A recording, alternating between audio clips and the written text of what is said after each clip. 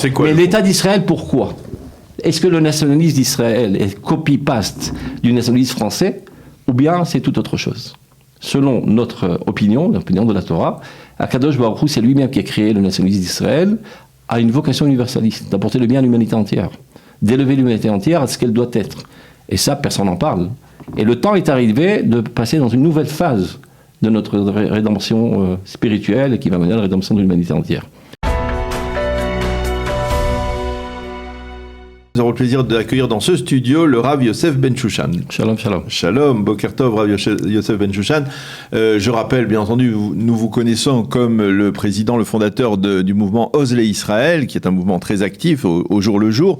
Mais cette fois-ci, nous vous recevons dans ce studio à 8 jours des élections pour parler de votre, on va dire, implication électorale, puisque vous avez décidé de rejoindre une liste d'un parti qui n'est pas très connu, il faut bien l'avouer, qui s'appelle Anachnu, nous, vous êtes le numéro 3 dans cette liste, et c'est un parti qui a un message très clair à faire passer dans cette campagne électorale. Alors on va vous inviter à le faire passer, ce message. C'est un message qui se résume, on va dire, très clairement par un changement, une réforme du système électoral. En effet.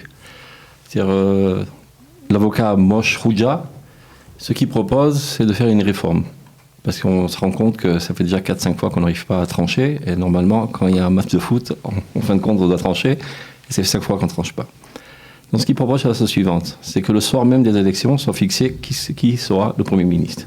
Celui qui aura le maximum de voix, automatiquement sera le Premier ministre, sans avoir l'autorisation, si on peut dire ainsi, de la Knesset. Car en fait, le véritable souverain, c'est le peuple. Et le peuple lui a donné le maximum des voix.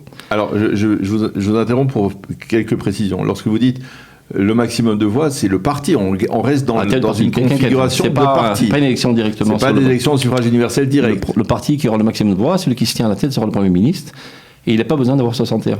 Même avec 45 personnes, il peut être Rosh Mimshela. Le seul problème, même avec 30 personnes comme le Likoud. Théoriquement parlant. Mais pour le faire tomber... Non, mais attendez, avant de le faire tomber, non, j'explique. Pour gouverner, comment? J'explique d'abord. Pour qu'on puisse le faire tomber, il faut qu'il y ait 75 députés qui votent contre lui et qui proposent automatiquement une alternative de gouvernement avec 61. Ce qui n'est pas demain la veille, comme on dit. Mais comment peut-il gouverner avec j'explique. Parce qu'à partir du moment où il est le Premier ministre, et donc ça va enlever toutes les corruptions et toutes les tensions, comme on a vu dans la fois précédente, où un absurde, quelqu'un qui se tient à la tête de 5 personnes peut être Premier ministre.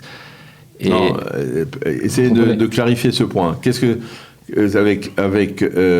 on va prendre le cas de Netanyahou, 30 députés, il est Premier ministre. Mais il n'y aura pas 30. De fait, il n'y aura pas 30 parce qu'il a tout son bloc avec lui qui réalise déjà 59 déjà.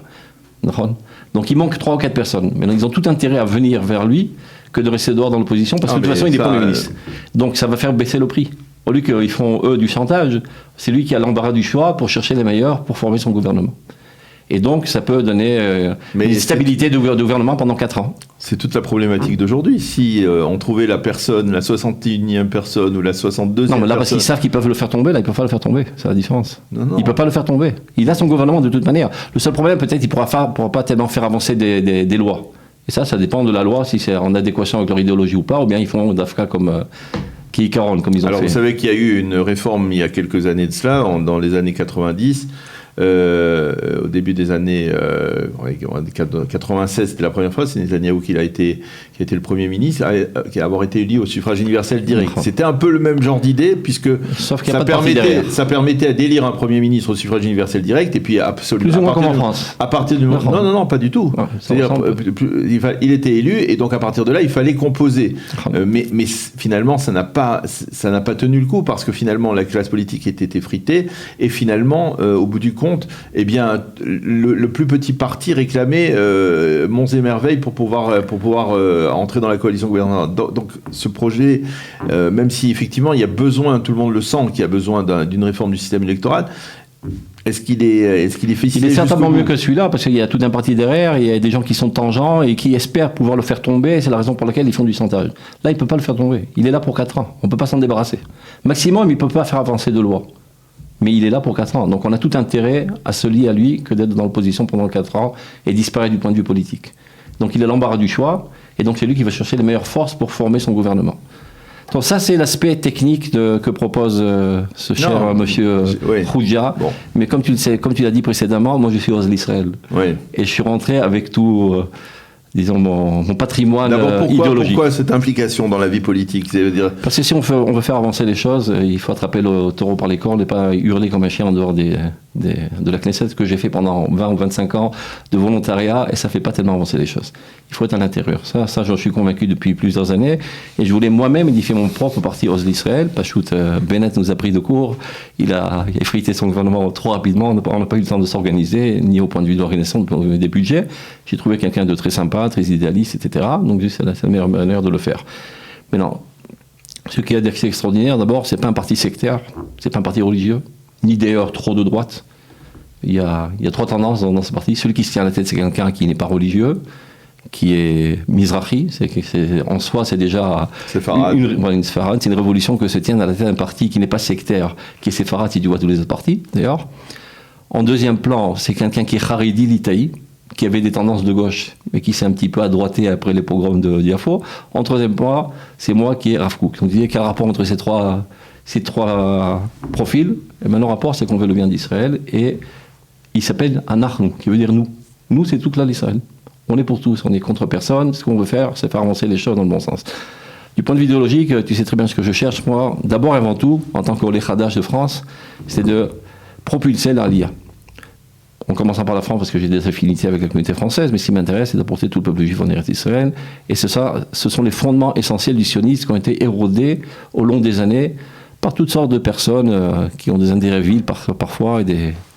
Je ne veux pas trop faire de médisance, mais disons que les projets essentiels qui avaient été émis par Herzl ont été érodés et le temps est venu de le remettre en place. Donc, d'abord avant tout, Kibbutz Galuyot. Et après l'installation de la souveraineté sur toute la terre d'Eretz Israël, le renforcement de Tzahal, le renforcement de la sécurité, etc. Tout ce que tout le monde propose, mais les faire, pas seulement en parler. Ça, c'est du point de vue idéologique. Maintenant, moi, j'ai une autre explication. Pourquoi on n'arrive pas à trancher? Lui, il propose cette explication, et à mon avis, il faut le faire, cette réforme. Mais à mon avis, c'est bien plus profond. On est dans un processus de rédemption du peuple d'Israël. Au prochain, on a installé les structures, tout va pour le mieux. Et maintenant, on doit passer une nouvelle phase. Le fond, pas seulement la forme. La finalité de l'État d'Israël. Pendant 70 ans, on était occupé à solutionner les problèmes les plus imminents. De sécurité, de quoi manger, de quoi boire, etc. Et au prochain, on a réussi brillamment. Et maintenant, on est arrivé de fixer quelle est la finalité de l'État d'Israël. Et le peuple d'Israël exige. Et pour l'instant, dans tous les partis, personne ne parle du fond, on ne parle que de la forme. On ne parle que de la forme, c'est-à-dire de la sécurité, de l'économie, du logement, etc. Alors, c'est quoi, mais l'État d'Israël, pourquoi? Est-ce que le nationalisme d'Israël est copy-paste du nationalisme français, ou bien c'est tout autre chose? Selon notre opinion, l'opinion de la Torah, Akadosh Baruch Hu, c'est lui-même qui a créé le nationalisme d'Israël, a une vocation universaliste, d'apporter le bien à l'humanité entière, d'élever l'humanité entière à ce qu'elle doit être. Et ça, personne n'en parle. Et personne s'en fout pas mal même, c'est pas ce qui les intéresse. Et le temps est arrivé de passer dans une nouvelle phase de notre rédemption spirituelle qui va mener à la rédemption de l'humanité entière. Et ça fait déjà quelques années qu'on est coincé. Le peuple israélien ne veut pas trancher, tout simplement. Parce qu'on doit apporter cette nouvelle. Et tant que ceci, et ça je vous le promets, je peux mettre ma main à couper, tant que ceci ne sera pas proposé, il n'y aura pas de gouvernement. Ça fait 4-5 fois, on pense que c'est un problème technique, mais vous voyez bien, technique, ça fait 4-5 fois, c'est un équilibre. Ça s'appelle Ruach Hashem Asher Laouma Bichlala, l'esprit divin qui gère et qui trace l'itinéraire de l'histoire d'Israël. L'itinéraire d'Israël ne se fait pas par l'addition des volontés des individus. Il y a un esprit collectif, ce qui s'appelle la prophétie collective. Et c'est ça qui a tracé l'itinéraire de l'histoire d'Israël. Ce qui a ramené les Juifs en Eretz Israël ces 100 dernières années, on a de la peine à comprendre qu'est-ce qui a fait que les Juifs ont afflué tout d'un coup. C'est pas qu'il y a eu des émissaires avec un charisme extraordinaire qui se sont propagés dans tout le monde et qui ont fait des discours et qui ont enthousiasmé les foules. Mamashlo. Ils ont commencé à affluer. Qui leur a dit de venir? Ruach Hashem Shalom Bichlala. C'est le fondement essentiel du leader du Rav Kook. C'est l'esprit collectif. C'est vrai que la prophétie s'est tue à l'échelle individuelle, mais elle ne s'est jamais tue à l'échelle collective, et c'est elle qui trace l'itinéraire de notre histoire. Aujourd'hui, on en est là, on est obligé de passer à la phase suivante. Et le peuple d'Israël coince, ne veut pas continuer à contribuer à ce cirque, de faire comme si on était comme les autres peuples. C'est l'État juif. Herzl lui-même appelait ça l'État juif. C'est vrai qu'en autrichien ou en allemand, ça a été appelé l'État des Juifs, mais on sait très bien que finalement, ça a été traduit comme l'État juif. Il a donné sa approbation. Il voulait un État juif, c'est-à-dire une vocation juive avec la vocation originelle du peuple d'Israël. Ça, c'est, on va dire, l'âme de Ozl Israël. C'est ça mon apport que je veux donner à la politique israélienne. Alors, on va parler un petit peu concrètement, parce que c'est aussi notre rôle.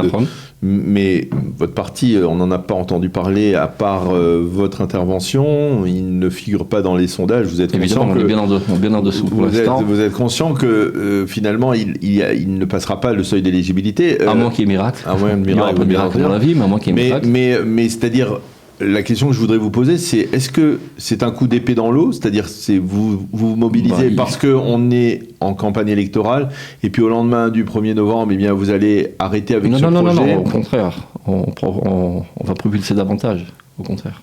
C'est exactement ce que je dis, c'est pour sortir de l'anonymat et le temps est arrivé de commencer à faire avancer les choses dans le bon sens. Mais évidemment. Pourquoi alors ne pas s'être mobilisé On s'est mobilisé depuis 6 mois. Oui.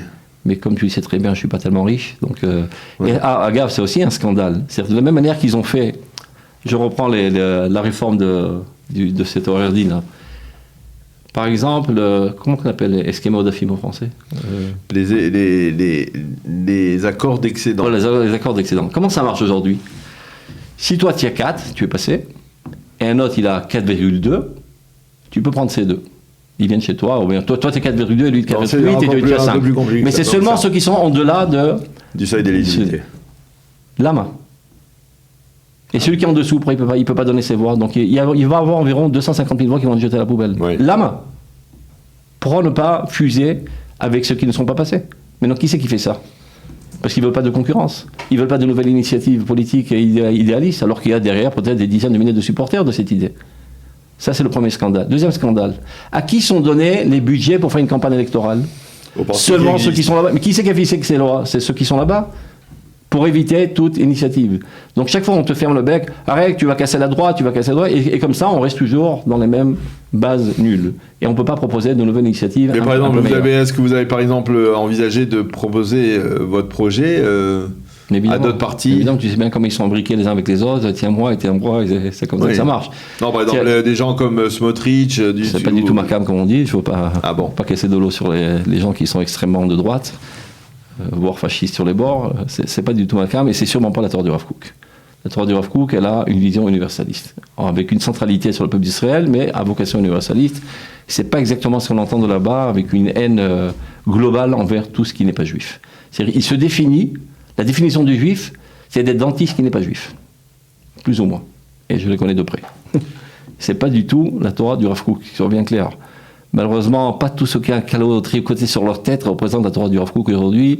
C'est une toute petite minorité et elle n'a pas d'expression dans la politique israélienne.